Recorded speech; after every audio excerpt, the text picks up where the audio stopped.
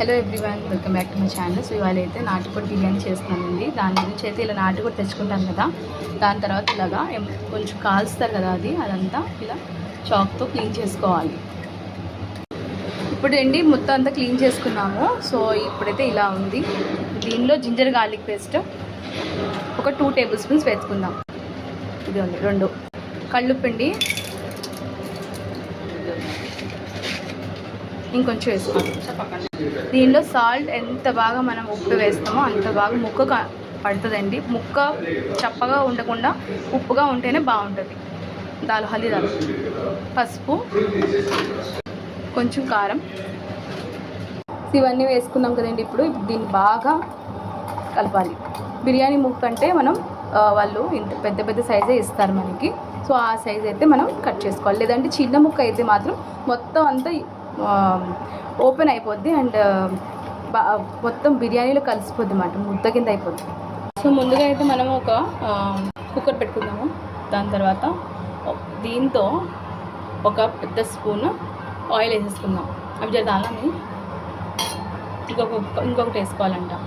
ఎందుకు ఎక్కువ వేసుకోకూడదు అంటే దీనిలో మనకి కొవ్వు అనేది బాగా ఎక్కువ ఉంటుందండి. సో ఫ్యాట్ అనేది బాగా ఆయిల్ కింద మారుతుంది కదా.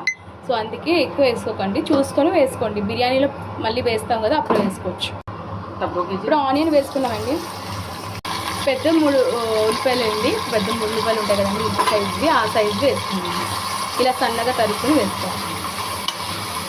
చూడండి, ఈ రెడ్ కలర్లో అయిందండి, బ్రౌనిష్ కలర్లో. ఇప్పుడైతే మనం జింజర్ గార్లిక్ పేస్ట్ వేద్దాం.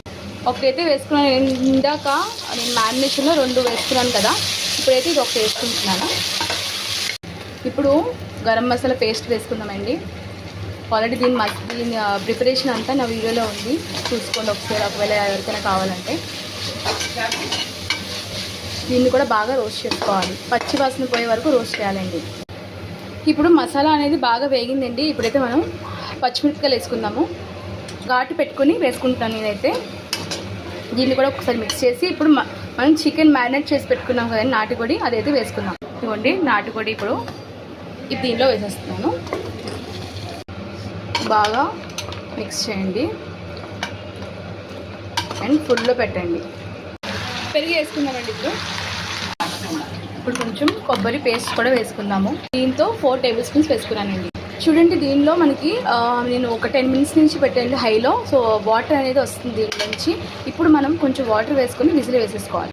ఇప్పుడు దీనిలో ఇప్పుడు 1 గ్లాస్ వాటర్ వేసుకుంటానండి. మసాలా కలిపిన దానిలో నుంచి వేసేస్తున్నాను నేను.